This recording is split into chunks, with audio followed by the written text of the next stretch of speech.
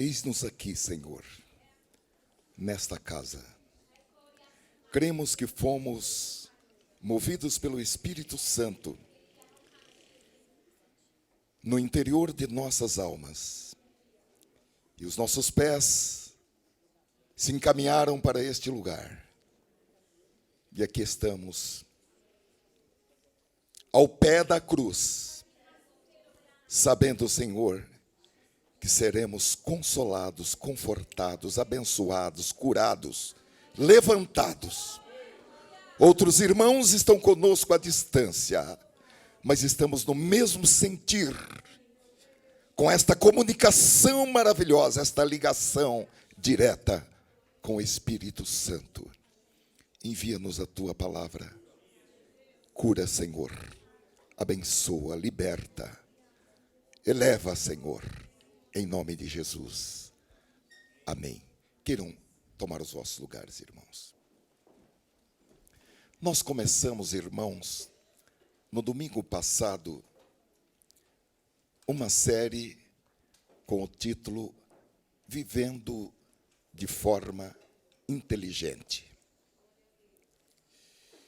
Hoje nós vamos, segundo a graça que o Senhor nos der, meditar com os irmãos na segunda mensagem desta série.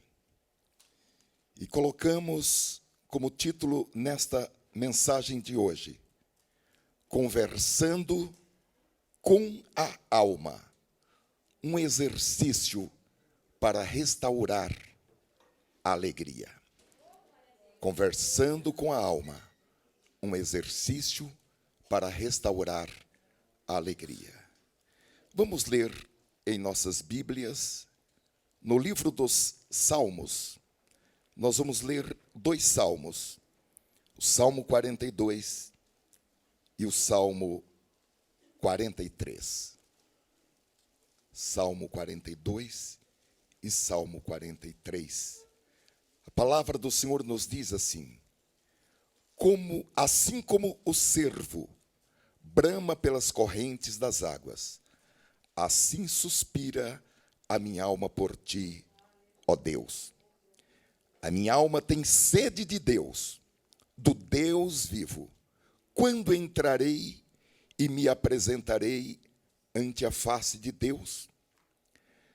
As minhas lágrimas servem de mantimento de dia e de noite, enquanto me dizem constantemente: onde está o teu Deus?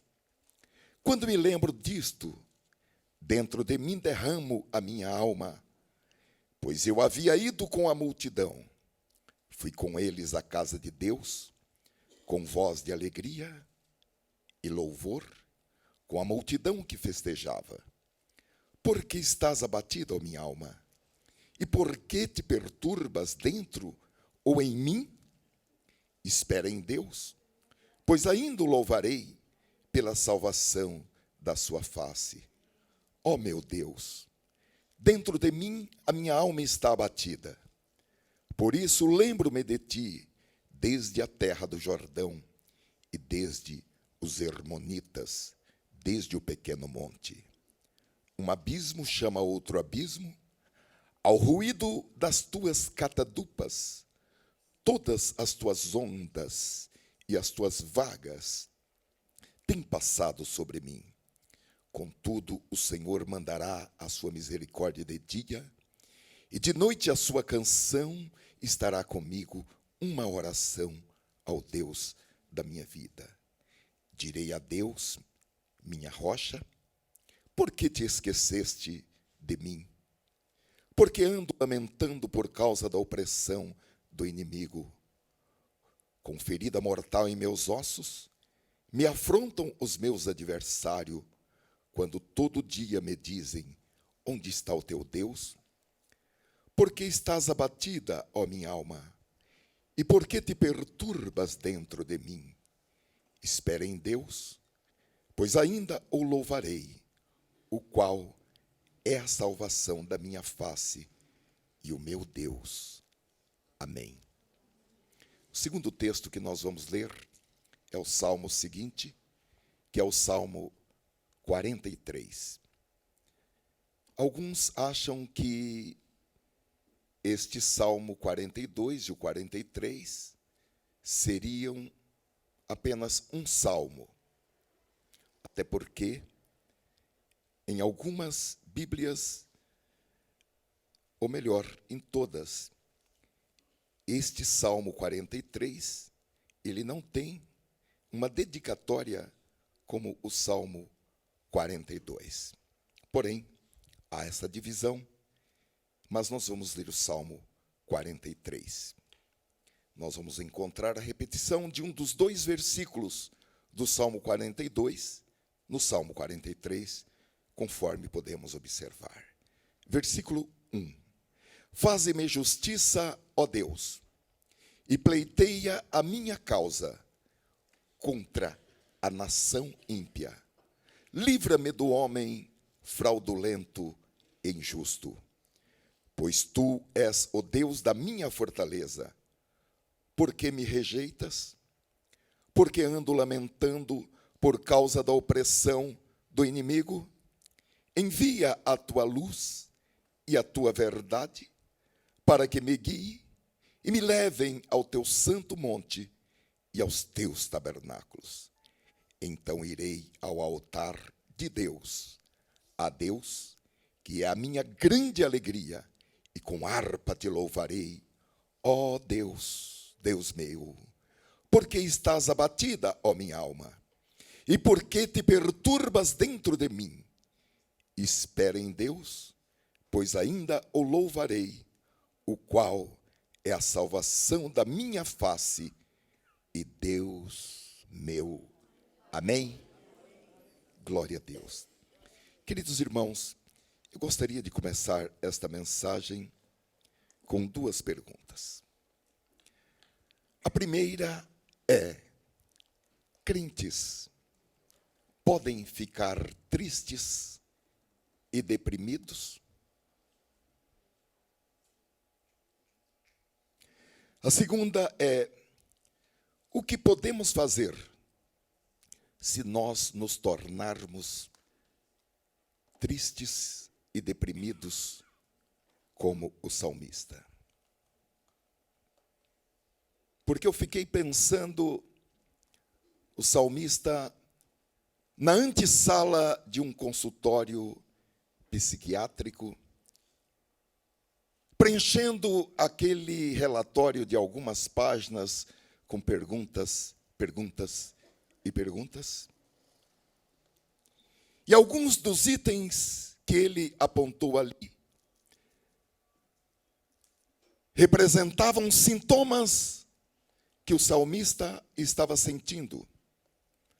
Alma triste, abatida, perturbada por transtornos mentais, confinamento em sua própria casa, sensação de que estava sendo rejeitado por Deus, porque Deus não me ouve, sensação de estar sendo perseguido, sensação de solidão, sentimentos de medo, insegurança, desesperança, desespero, suspiros,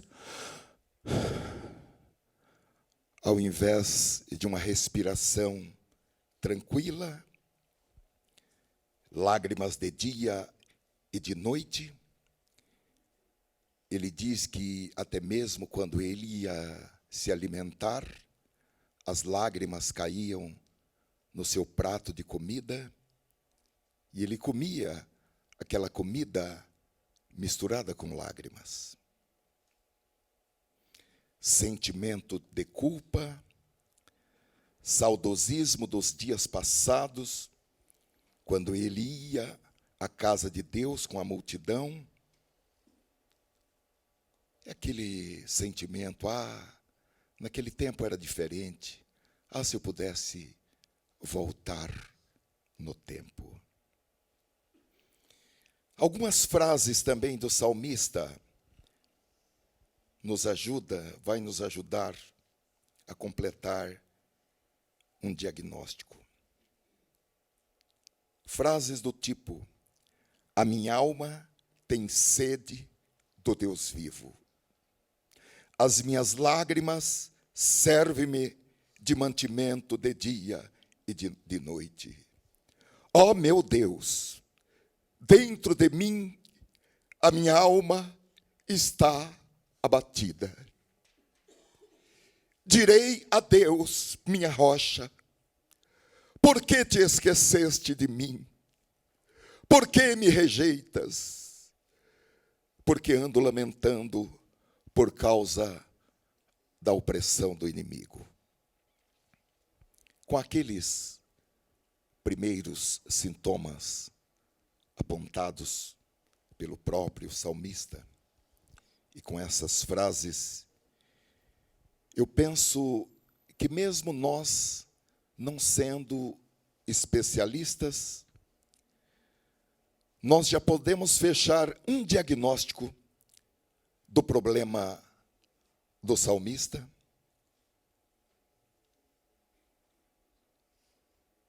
que era depressão. Salvo, ungido, mas deprimido. A depressão, meus amados, é uma doença que afeta a parte emocional da pessoa, no sentido patológico. A pessoa deprimida, ela passa a apresentar uma tristeza profunda, falta de apetite, pessimismo, falta de ânimo, baixa autoestima e uma série de outros sintomas terríveis. A depressão é uma doença considerada pela Organização Mundial de Saúde, OMS, como o mal do século.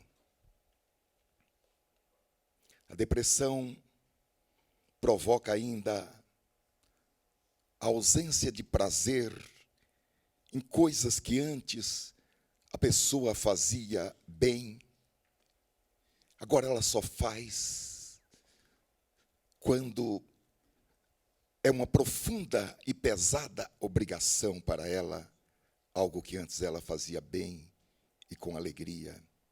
E também uma grande oscilação no seu humor e nos seus pensamentos, que podem culminar em desejos de morrer e em palavras, comportamentos e atos suicidas. A literatura médica diz que a depressão é um fator que incita alterações fisiológicas no corpo. Alguns engordam muito, outros emagrecem muito, sendo também a porta de entrada para outras doenças, porque a pessoa com depressão, além daquela sensação de infelicidade crônica, o desejo de ficar prostrado, de não ver ninguém, de não sair da cama, o medo do sol nascer e ela ter que enfrentar o dia, a pessoa também apresenta baixas no seu sistema imunológico, e isso abre caminho para problemas inflamatórios, infecciosos, porque a pessoa se torna mais vulnerável a vírus, a bactérias, e desencadeia doenças autoimunes, e dependendo da gravidade e do tempo que a pessoa esteja deprimida, pode desencadear também doenças cardiovasculares, como infarto, hipertensão e AVC.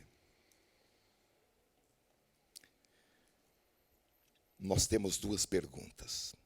A primeira é: crentes podem ficar tristes, deprimidos e desencorajados? E o que podemos fazer se nós nos tornarmos deprimidos como o salmista? Esses dois salmos, irmãos, Salmo 42 e Salmo 43, respondem-nos. Primeiro, mostrando-nos que se um homem ungido de Deus, como o autor desses dois salmos, um homem capaz de fazer essas composições por inspiração direta do Espírito Santo, porque escritura nenhuma foi produzida pela mente humana, pelas emoções humanas, pela vontade humana, mas homens santos escreveram à medida que o Espírito Santo colocava a palavra em seus corações e em suas mentes. E se um homem como esse esteve triste, deprimido, desencorajado, a ponto de declarar perante toda a congregação que a sua alma estava triste, abatida e perturbada dentro dele. Então, irmãos, podemos entender que qualquer outra pessoa, mesmo sendo salva e remida por Jesus, pode também, em algum momento da sua vida, se tornar uma pessoa de alma triste, de alma abatida, de alma perturbada, diante de certas circunstâncias difíceis da vida. E é um quadro que pode evoluir para transtornos mentais mais graves e outras doenças consequentes. Porém, esses mesmos dois salmos também nos dizem que Deus é capaz de levantar todos aqueles e aquelas que estão se sentindo para baixo, que estão tristes, deprimidos, desencorajados, inclusive aqueles que chegaram ao fundo do poço. Agora, há pessoas que chegam ao fundo do poço, mas quando chegam no fundo do poço, o fundo do poço cai. E elas vão para o fundo do poço. Ao pretender, irmãos, pregar esta mensagem, em meio às tribulações da vida, porque é bom que nós saibamos que todos nós, mais cedo ou mais tarde, vamos enfrentar as tribulações da vida. A palavra que veio a mim é uma palavra do capítulo 35 de Isaías. Foi uma palavra para mim, eu compartilho essa palavra com os irmãos, mas essa foi uma palavra para mim, para que eu pudesse pregar esta mensagem nesta noite, que diz assim: fortaleçam as mãos cansadas, firmem os joelhos vacilantes, digam aos desanimados de coração, é o Espírito Santo falando comigo, sejam fortes, não temam, seu Deus virá. Glória a Deus! Virá com vingança, com divina retribuição, virá para salvá-los. Assim, queridos irmãos, literalmente, eu estou pregando esta mensagem hoje aqui, porque o Espírito Santo me levantou para trazer esta mensagem nesta noite. Ainda, queridos irmãos, na semana passada, eu tive um encontro com um homem. Eu volto para aquela questão do fundo do poço. Eu estive com um homem que do ponto de vista emocional estava no fundo do poço. A sua situação era tão dramática e tão insustentável, psicologicamente falando, que no auge da pressão, esse homem involuntariamente fez as fezes em sua própria roupa, passando por um vexame social muito grande. De fato, irmãos, está comprovado pela ciência que o estado emocional de uma pessoa pode interferir no funcionamento do seu intestino, porque há uma relação direta entre intestino e cérebro. Há uma conexão incrível, descoberta há pouco tempo pela medicina. Porém, a Bíblia, a palavra de Deus, já falava isso há muito tempo. Obviamente, diante de situações emocionalmente difíceis, tudo depende da sensibilidade de cada um.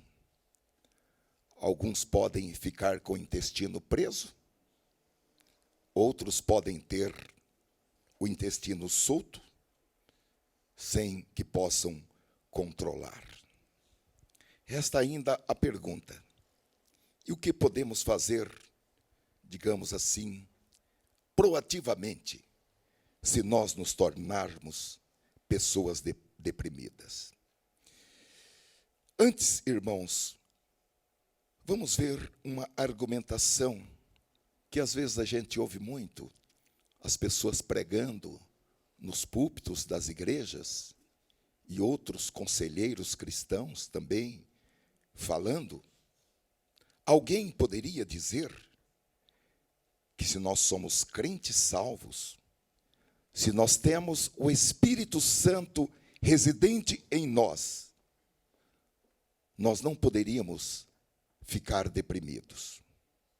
Eu gostaria de pensar, antes de nós pensarmos o que nós podemos fazer proativamente, se nós nos tornarmos, em algum momento, pessoas deprimidas, pensar nessa questão de alguém que é crente, salvo, e que tem o Espírito Santo residente em si, ficar deprimido. Para pensar nesse tema, nós precisamos olhar a depressão a partir de uma perspectiva bíblica. E para começar, irmãos, a Bíblia nos diz que grandes homens de Deus se tornaram deprimidos por circunstâncias difíceis em suas vidas. Eu vou enumerar alguns desses grandes homens de Deus. E o primeiro que eu me refiro é Moisés. Números, capítulo 11, versículo 14 e 15. Moisés, conduzindo o povo do Egito para a terra prometida, pressionado pelo povo, o povo queria comer carne em pleno deserto. O povo havia sido influenciado por alguns chamados do vulgo, que estava entre eles, mas não era o povo de Deus. E influenciado, veja bem com quem você anda. Você vai ter o mesmo comportamento dele ou dela. O povo influenciado pelo vulgo começou a pressionar Moisés. E a Bíblia diz que as pessoas saíam nas portas das suas tendas e choravam em voz alta, porque queriam comer carne. Imagine os irmãos, uma população, digamos, como a população de Campinas, porque só homens maiores de 20 anos eram 621 mil, por aí, 600 mil. Agora os irmãos, imaginem, uma multidão como a população de Campinas, chorando em voz alta, lamentando. E Moisés, ele não consegue mais suportar aquelas queixas, e ele diz a Deus, Números capítulo 11, versículo 14, eu sozinho não posso levar todo este povo, pois é pesado demais para mim. E ele diz a Deus no versículo 15, se me tratas assim, mata-me de uma vez. Se achei favor aos teus olhos, peço que não me deixes ver a minha miséria. O segundo personagem, um grande homem de Deus, o profeta Elias. 1 Reis, capítulo 19, versículos 3 e 4. A partir do versículo 1, Elias, depois de uma grande vitória espiritual, porque ele confrontou falsos profetas, e ele orou e desceu fogo do céu. Glória a Deus! A oração de um justo pode muito em seus efeitos. Deus não mudou. Deus ainda tem homens no seu exército que oram e desce fogo do céu. Glória a Deus! Há pessoas que pensam que Deus mudou. Deus não mudou. E Elias, logo após aquele episódio, ele é ameaçado de morte. E aquela rainha não estava brincando, porque ela já havia matado muitos profetas. E ele recua, tanto do ponto de vista físico, como também psicologicamente. E ele sai da cidade, e ele vai para um lugar deserto. E depois, ele caminha um dia para o meio do deserto, e ali ele se deita debaixo de um pequeno arbusto. Diz o texto bíblico que Elias ficou com medo, levantou-se e, para salvar a vida, se foi e chegou a Berseba, que pertence a Judá. E ali ele deixou o seu servo. Ele mesmo, porém, foi para o deserto, caminhando um dia inteiro. Por fim, sentou-se debaixo de um zimbro, sentiu vontade de morrer e orou: basta, Senhor, tira a minha vida, porque eu não sou melhor do que os meus pais. Nós poderíamos nesta lista acrescentar muitos outros nomes de grandes homens da Bíblia e da história cristã contemporânea que sofreram de depressão, como Davi. Salmo 69, ele ora: salva-me, ó Deus, porque as águas me sobem até a alma. Estou atolado num profundo lamaçal que não dá pé. Entrei em águas profundas e estou sendo arrastado pela correnteza. Estou cansado de clamar, e a minha garganta secou, e os meus olhos esmorecem de tanto esperar por meu Deus. Os que sem razão me odeiam são mais numerosos do que os cabelos da minha cabeça. São poderosos os que querem me destruir, os que com falsos motivos são meus inimigos. Por isso tenho de restituir o que não roubei. Poderíamos falar de Jeremias, no capítulo 15 e versículo 10. O profeta enfrenta uma nova crise. E a sua palavra diante de Deus é a seguinte: ai de mim, minha mãe, porque você me pôs no mundo para ser homem de rixa e homem de discórdias, para toda a terra. Nunca lhes emprestei, nem pedi dinheiro emprestado, mas todos me amaldiçoam. Lucas capítulo 24, versículo 17, fala a respeito dos discípulos de Cristo, quando Jesus os acompanhou, e eles iam a caminho de uma aldeia chamada Emaús, e Jesus disse a eles: que palavras são essas, que caminhando trocais entre vós, e por que estáis tristes? E finalmente, irmãos, Jesus, o Senhor Jesus. Em Mateus capítulo 26 e versículo 38, Jesus pede aos seus discípulos mais chegados, Pedro, Tiago e João,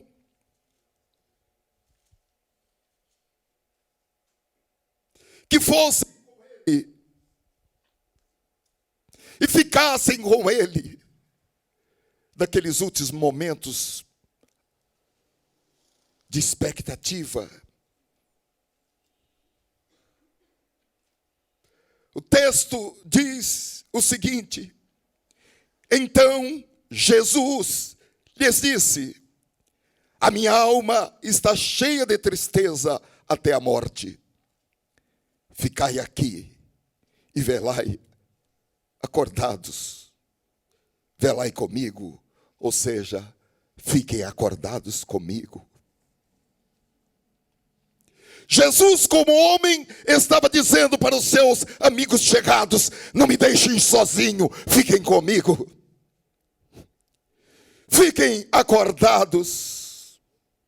Porque, queridos irmãos, aproximava-se o momento em que Jesus carregaria sozinho a punição, os pecados de toda a espécie humana.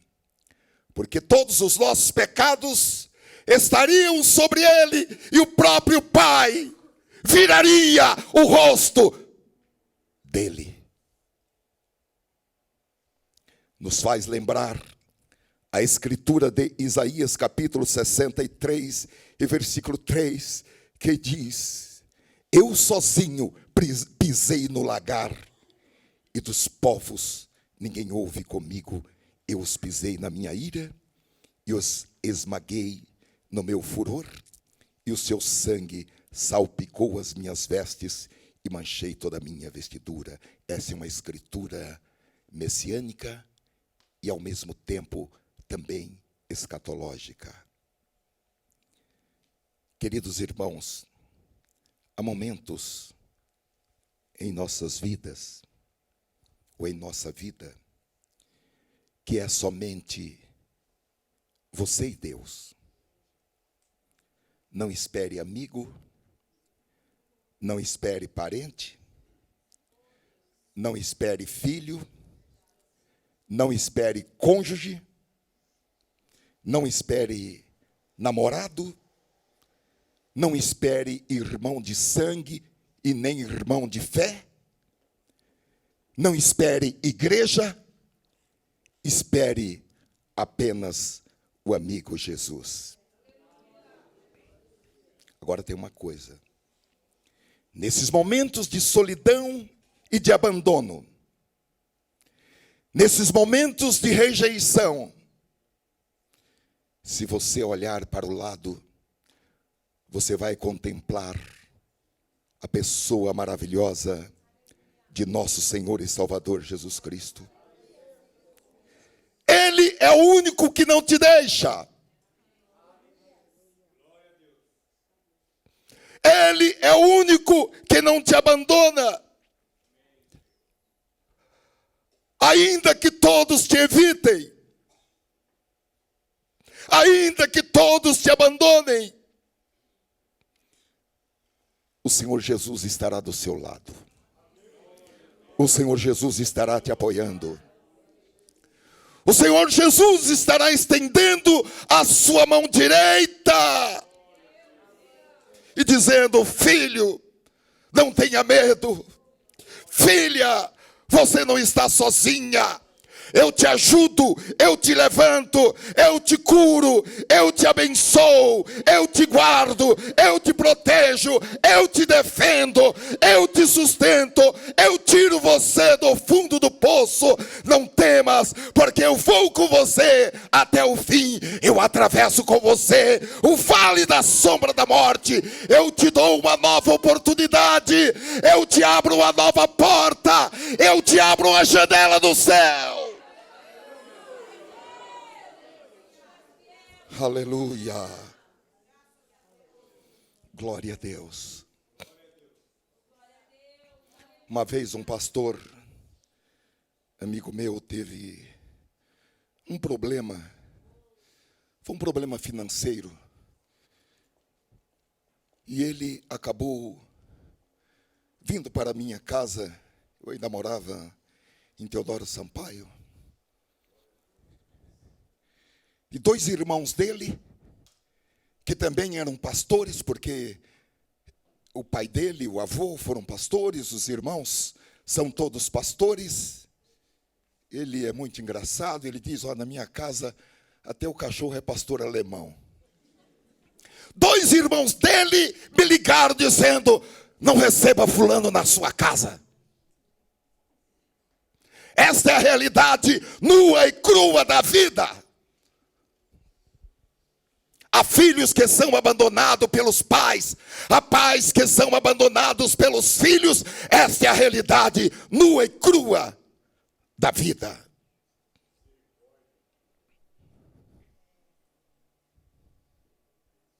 Experimente, em momentos de dificuldade, pedir ajuda para parentes. Com essas considerações, irmãos, eu gostaria de dizer que estar doente não é estar em pecado. E gostaria de acrescentar que a tristeza e a depressão, ainda que seja crônica, ainda que seja incurável, não pode afastar a pessoa de Deus. A depressão não pode separar a pessoa do amor de Deus. Romanos capítulo 8, versículo 35 em diante diz: quem nos separará do amor de Cristo? A tribulação, ou a angústia, ou a perseguição, ou a fome, ou a nudez, ou o perigo, ou a espada. Versículo 38, porque estou certo de que nem a morte, nem a vida, nem os anjos, nem os principados, nem as potestades, nem o presente, nem o porvir ou futuro, nem a altura, nem a profundidade, nem alguma outra criatura nos poderá separar do amor de Deus que está em Cristo Jesus, nosso Senhor. A depressão não pode separar você do amor de Deus. Os transtornos psiquiátricos não podem separar você do amor de Deus. Os demônios precisam ouvir isto, para que eles parem de tentar colocar na mente das pessoas que elas estão separadas do amor de Deus, porque são doentes mentais, porque passam por transtornos da personalidade. Então, irmãos, estar deprimido ou ter uma doença mental não é estar em pecado. Em João capítulo 9, versículo 1, diz que passando Jesus, viu um cego de nascença, e os seus discípulos lhe perguntaram, dizendo: Rabi, quem pecou? Este ou seus pais, para que nascesse cego? Jesus respondeu: nem ele pecou, nem seus pais, mas foi assim para que se manifestem nele as obras de Deus. Conta-se, irmãos, que Martinho Lutero, o grande reformador, ele sofria de extrema depressão. Disse que ele teria que colar uma escritura no teto, para que quando ele acordasse da sua cama, ele visse a Bíblia lá em cima, para que ele pudesse ter a inspiração de se levantar da cama pela manhã. Há um outro registro, irmãos, histórico, de um grande personagem do cristianismo contemporâneo, que é Charles Spurgeon. Spurgeon é um dos pastores mais admirados e uma referência para muitos que almejam o ministério pastoral ou já seguem o ministério pastoral. Ele é conhecido como o príncipe dos pregadores. Mas, quando ele tinha 24 anos de idade, ele começou a sofrer de depressão.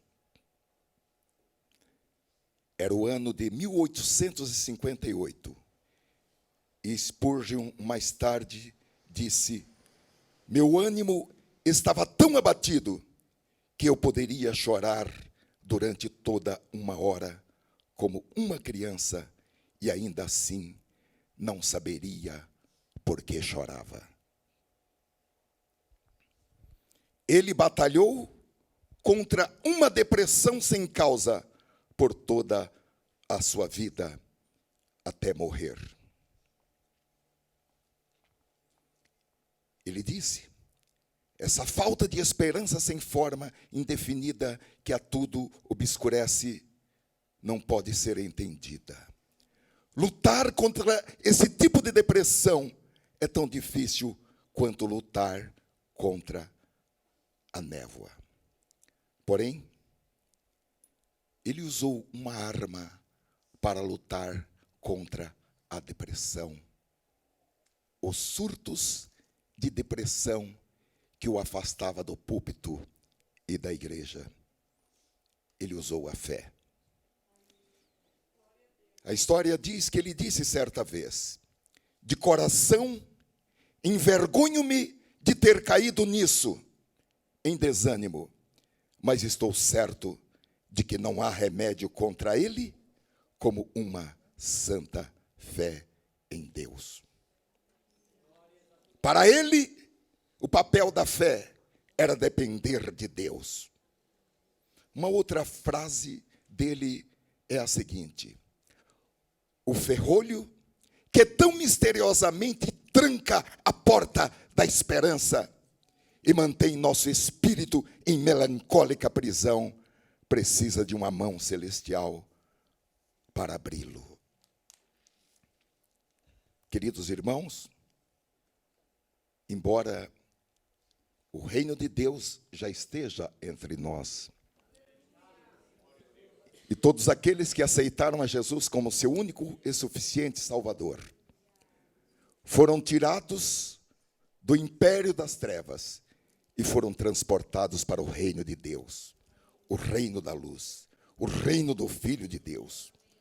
Porém, meus irmãos, enquanto nós não recebermos o corpo glorioso da ressurreição, quando o que é falível vai se revestir de infalibilidade, nós estaremos do outro lado do paraíso. Obviamente, do outro lado do paraíso, onde nós estamos, nós já temos, em algumas áreas, a antecipação do céu, porém não são em todas as áreas. Então, meus amados irmãos, com saúde ou sem saúde, com depressão ou sem depressão, com transtornos mentais ou sem transtornos, é preciso ter a esperança focada, olhando para esta pessoa maravilhosa que é o Senhor Jesus Cristo.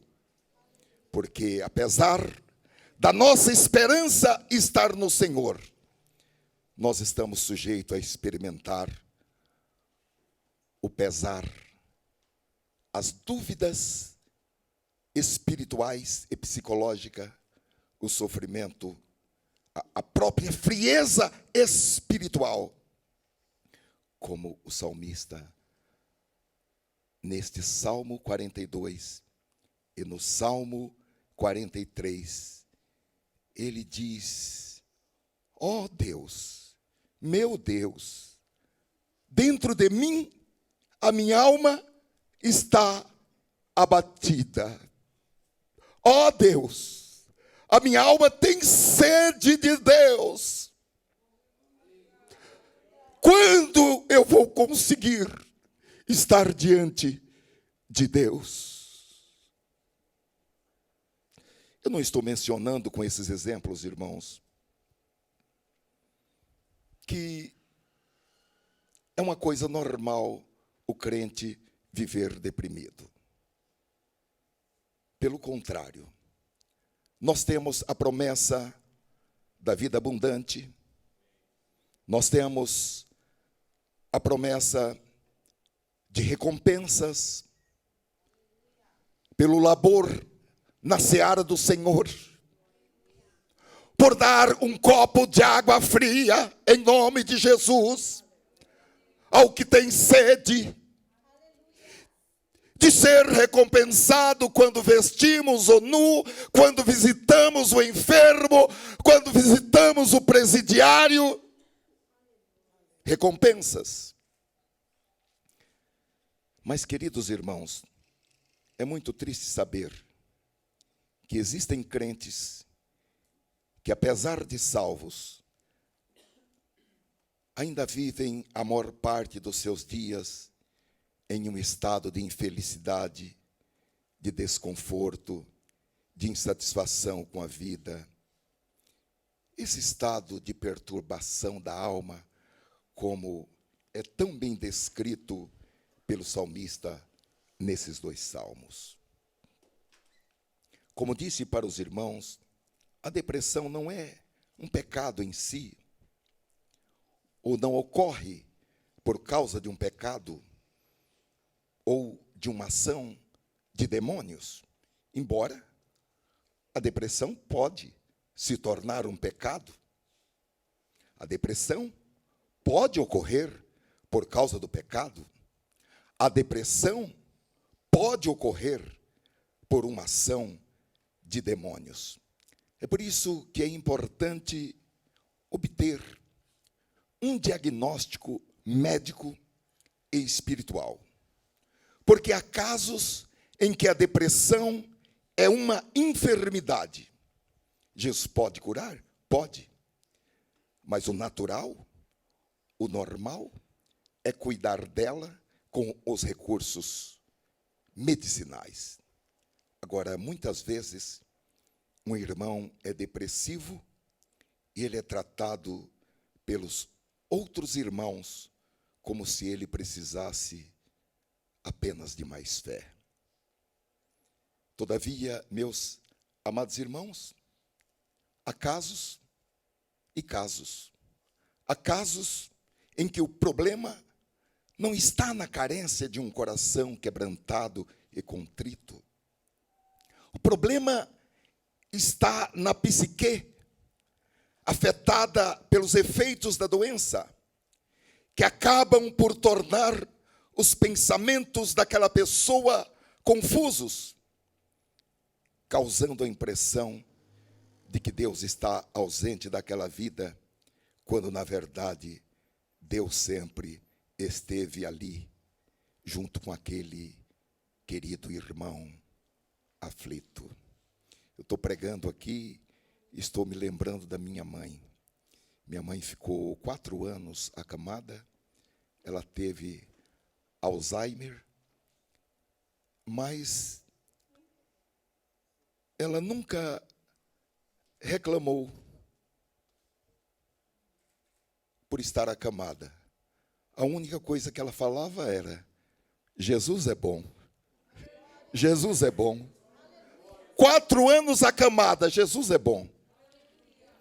Mas de vez em quando ela falava: onde está o meu cachimbo? Onde está o meu cachimbo?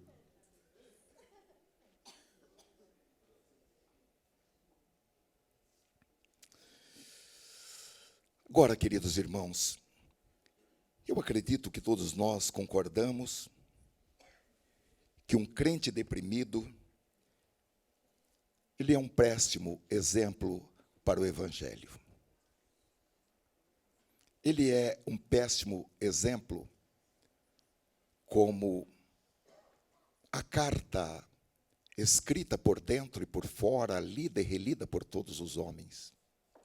Ele é um péssimo exemplo como alguém que exala o perfume de Cristo por onde ele passa. Porque ele passou pelo novo nascimento, ele nasceu da água e do Espírito, ele tem uma proposta de vida, de andar segundo o Espírito e não segundo a carne. E a Bíblia diz que nós estamos rodeados de uma grande nuvem de testemunhas. E nós não podemos dar a impressão para as pessoas aí fora que ser crente é ser uma pessoa infeliz, triste, mórbida. É ser alguém que está sempre com uma aparência de infelicidade, com uma aparência de falta de liberdade e de ausência de alegria. Seria bom, irmãos, que nós olhemos de vez em quando para nós mesmos, tanto um olhar externo, que é olhar as nossas roupas, que é olhar as nossas unhas, que é olhar a si mesmo no espelho, e também nos olharmos internamente. E se não tivermos condições de fazê-lo, pedir ao Senhor, como Davi pediu: Senhor, sonda-me. Ajuda-me a conhecer o que tem aqui por dentro. Para quê? Para que nós possamos, para que cada um possa visualizar-se e ver se o quadro que apresenta aos outros é de uma pessoa insatisfeita, uma pessoa infeliz, deprimida, chorosa, que não quer comer, que está sempre preocupada e falando dos seus problemas, e que comunica para todos um quadro de uma alma triste e abatida, tal qual era a alma do salmista naquele momento, uma alma triste, abatida e perturbada. Talvez o modo como as coisas têm acontecido com você, as provações que você tem passado, não conseguir atingir os seus objetivos de vida, ou talvez as coisas que estão ao seu redor, como crimes, violência, desemprego, dívidas acumuladas, porque, irmãos, há pessoas que vão absorvendo as situações periféricas, as situações que estão ao seu redor, e a pessoa vai internalizando aquelas situações, e ela começa a sofrer por causa daquelas situações. E eu já vi isso. A pessoa ouve uma notícia na televisão, e ela fica traumatizada e não dorme, e fica angustiada. É óbvio que nós temos que nos sensibilizar diante das circunstâncias da vida, do mundo que está ao nosso redor. Mas nós temos que saber que este mundo é um vale de lágrimas. Nós temos que saber que Satanás está vivo e ativo no planeta Terra. E que o objetivo dele é matar e destruir pessoas, famílias, cidades e nações.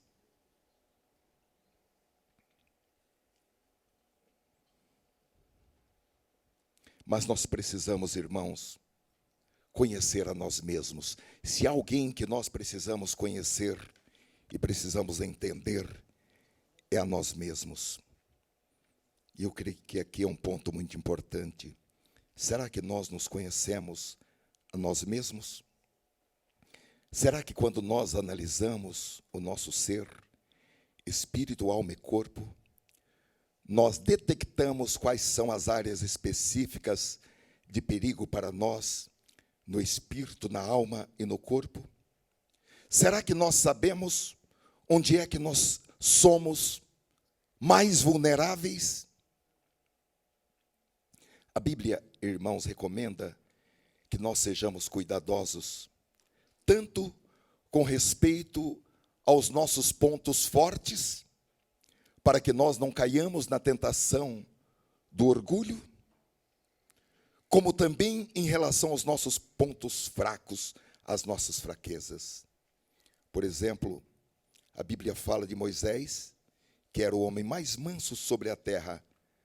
No entanto, os seus maiores fracassos teve ligação exatamente com isso, em momentos em que ele ficou irado. Em certa oportunidade, ele feriu um homem e o homem morreu. Em outra oportunidade, ele estava sendo pressionado pelo povo, que agora queria água para eles e para os animais, e Deus mandou que ele falasse com uma pedra, com uma rocha, que ele dirigisse uma palavra de autoridade no nome do Senhor, Criador dos céus e da terra, e dissesse para aquela rocha: rocha de água. Porém, ele estava irado, e por causa da pressão do povo, ele bateu com a vara naquela rocha, e a rocha deu água, porque Deus não deixa um servo seu envergonhado.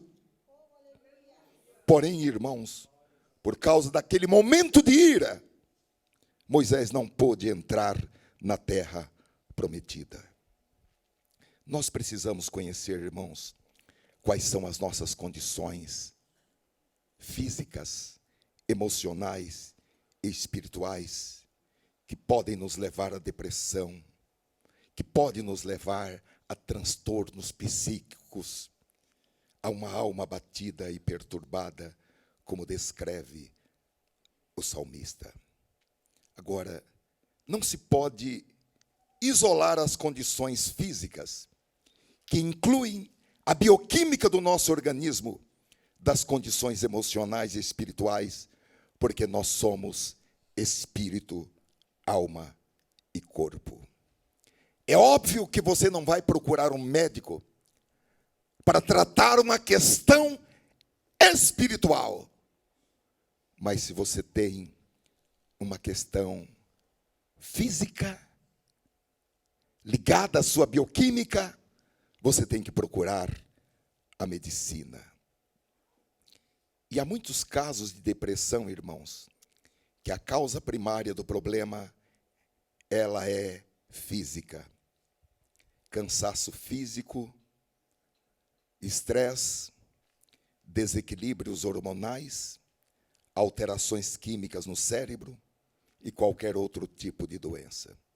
Assim, para esses casos, é imprescindível o acompanhamento médico, tanto para o diagnóstico, como também para o tratamento adequado.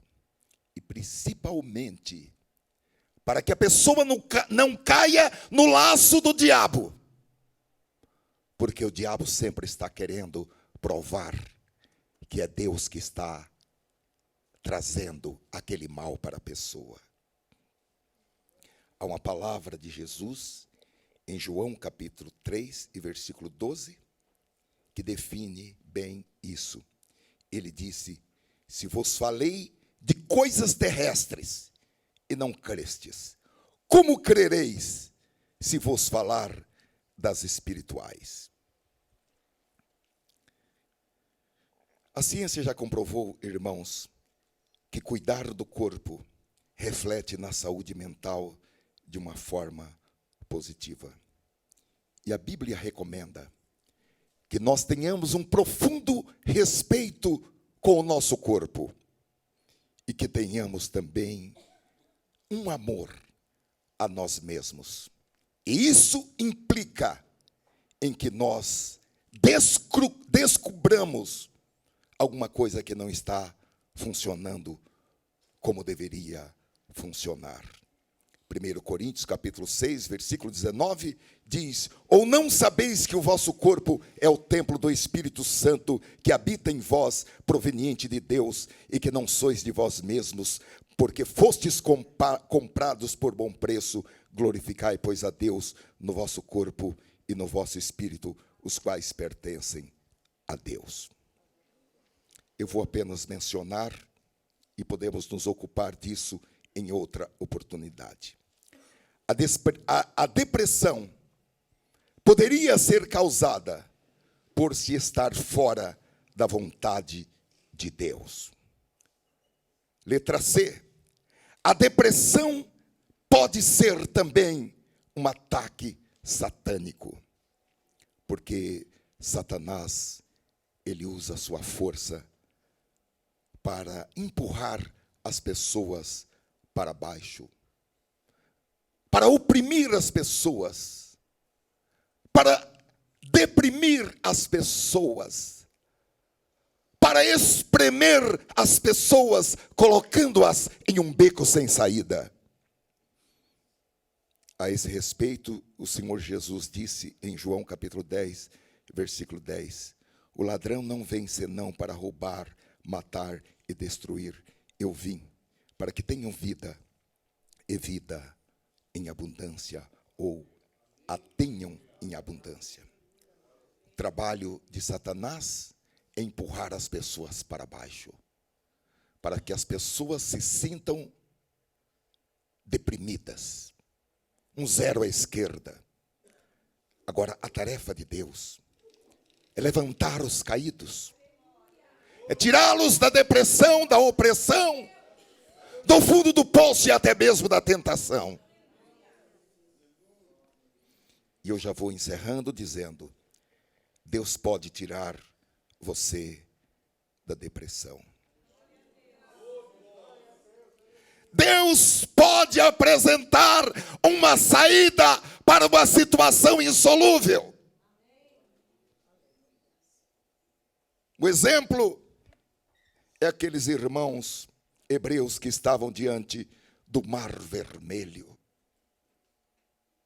Um lugar sem saída, porque atrás, em alta velocidade, vinha o exército de Faraó. Êxodo capítulo 14, versículo 13 diz: Moisés, porém, disse ao povo: não temais, estai quietos e vede o livramento do Senhor, que hoje vos fará. Moisés disse agora: não abram a boca. Vocês que estavam acostumados a reclamar, parem. Estai quietos e vede o livramento do Senhor, que hoje vos fará. Porque os egípcios que hoje vistes, nunca mais os tornareis a ver. O Senhor pelejará por vós, e vós vos calareis. Jesus pode levantar você fora da depressão, simplesmente, primeiro, como ele levantou o homem que estava aleijado com paralisia. Versículo 9 de Mateus capítulo 9, versículo 1 diz: e entrando no barco, passou para o outro lado e chegou à sua cidade, e eis que lhe trouxeram um paralítico deitado numa cama. Versículo 6, Jesus disse: ora, para que saibais que o Filho do Homem tem na terra autoridade para perdoar pecados, disse então ao paralítico: levanta-te, toma a tua cama e vai para a sua casa. E levantando-se, foi para sua casa. Jesus pode tirar você da tristeza e da depressão, como ele trouxe Lázaro, morto da sepultura, para viver novamente. João capítulo 11, versículo 46, 43 diz: e tendo dito isto, clamou em grande voz: Lázaro, sai para fora. E o defunto saiu, tendo as mãos e os pés ligados com faixas e o seu rosto envolto num lenço. Disse-lhes Jesus: desligai-o e o deixai ir. Jesus pode tirar você da tristeza e da depressão, como ele levantou Pedro da água, quando Pedro começou a afundar. Mateus capítulo 14, versículo 10, diz assim: mas sentindo o vento forte, era uma tempestade, teve medo, e começando a ir para o fundo, clamou dizendo: Senhor, salva-me. E logo Jesus, estendendo a mão, segurou e disse-lhe: homem de pouca fé, por que duvidaste? E quando subiram para o barco, acalmou o vento.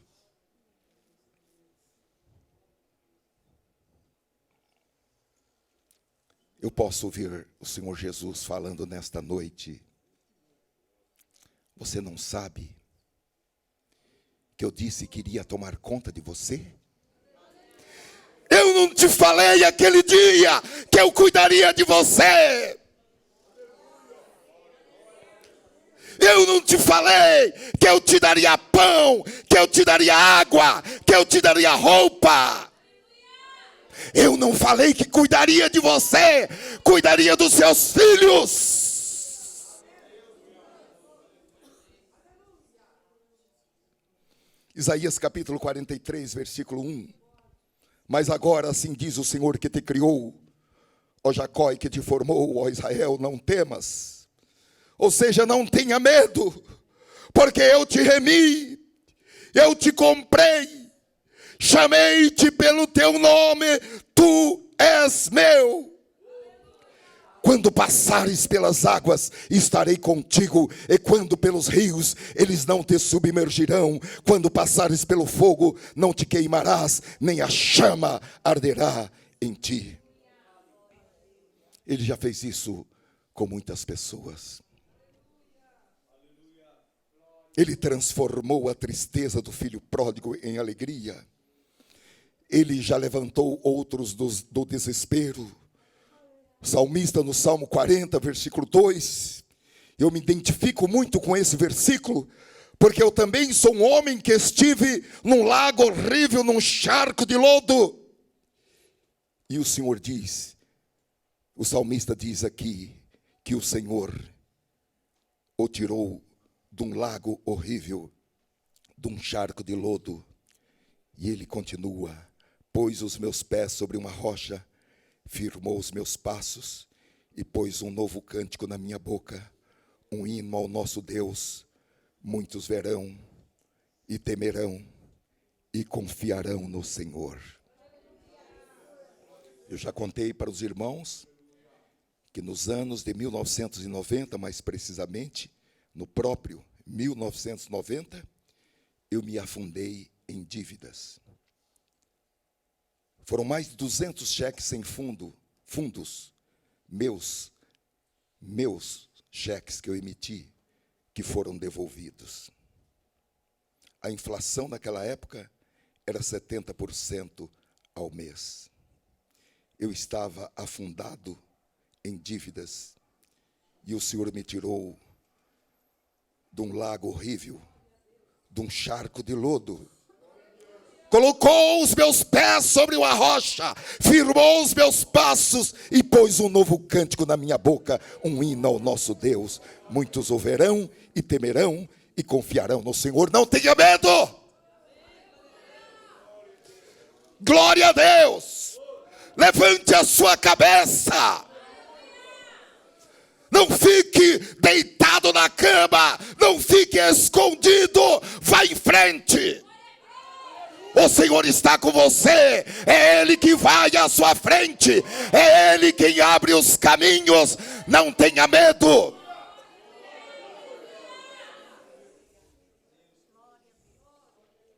Ah, mas eu estou no meio da tempestade. Mas você pode se esconder em Jesus. Salmo 27, versículo 5 diz: porque no dia da adversidade, no dia que todos se desviarem de você para não encontrar você, no dia que ninguém atender o telefone, quando você ligar, Deus diz que Ele esconderá você no pavilhão dele. E o salmista diz: no culto do seu tabernáculo me esconderá. Que esconderijo maravilhoso é esse? Porque é nesse esconderijo que ele coloca a pessoa sobre uma rocha. Que esconderijo é esse? Oh, esconderijo maravilhoso! Porque não é um esconderijo para que você fique escondido, é um esconderijo para que você fique no alto sobre uma rocha. Oh, aleluia! E eu fiquei muito impressionado, porque eu fiquei pensando, e aqueles que já são velhos, Senhor Jesus? Mas o Espírito Santo me falou que Jesus pode tirar os velhos da depressão e dar uma nova alegria para eles. Oh, glória a Deus! Aleluia! Talvez você não tenha um filho com 90 anos ou com 100 anos, mas que você vai ter alegria, vai ter alegria. Isaías 46, versículo 4, diz assim: os irmãos que já têm mais idade, grifem esse versículo na sua Bíblia. E você que tem pouca idade, grife, porque você vai precisar. Mesmo na sua velhice, quando tiverem cabelos brancos, sou eu aquele que o susterá. Oh, glória a Deus! Se eu fosse você com mais de 60 anos, ou com mais de 50 anos, já começava a dar pulo. Porque Deus está dizendo que Ele vai te levantar. Deus está dizendo que Ele vai te suster. Que você não vai cair, ainda que os seus filhos não visitem você. Ontem encontrei uma senhora no supermercado, eu até a convidei para vir ao culto, e ela me falou: olha, eu fico em casa, eu estava na fila, e ela falou para mim: passa na minha frente. Passa na minha frente. Eu falei: não, a senhora primeiro. Não, passa na minha frente. Eu quero ficar mais um pouco aqui. Eu falei: mas por quê? Ah, eu moro com meu filho e a minha nora, e quando é sábado, eles ficam trancados no quarto e ninguém aparece nem para fazer comida. Mas o Senhor está falando para os velhos, mesmo na sua velhice, quando tiverem cabelos brancos, sou eu aquele que os susterá. Eu os fiz e eu os levarei, eu os susterei e eu os salvarei. Eu termino dizendo: não ouça o que o diabo está falando sobre o seu futuro. Ouça o que o Espírito diz. Ouça o que a palavra de Deus diz. Pisa na cabeça do diabo, vai, pisa. Pisa na cabeça do diabo, pisa.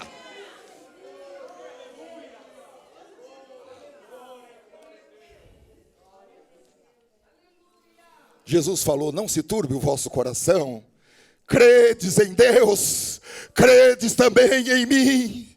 Coloca a sua confiança no Senhor Jesus, ainda que multidões digam o contrário. Mantenha a sua confiança no Senhor Jesus. Mantenha a palavra de Deus na sua boca. Fale a palavra, coma a palavra, profetize a palavra, ore a palavra, cante a palavra, tudo pela palavra. Aleluia. Ele tem uma vida de vitória para você. Oh, glória a Deus. E o Espírito Santo está nos ensinando como viver uma vida feliz. Glória a Deus. Glória a Deus. Vamos aplaudir o Rei dos Reis. Glória a Deus. Eu vou pedir que os irmãos se coloquem de pé em nome do Senhor Jesus. Oh, aleluia. O Senhor te ajuda. Pode ser que ninguém te ajude. O Senhor te ajuda. Ele está ao seu lado. Ele te ajuda. Você não está sozinho, você não está sozinha. O Filho de Deus é o seu maior amigo. Um amigo mais chegado do que um irmão.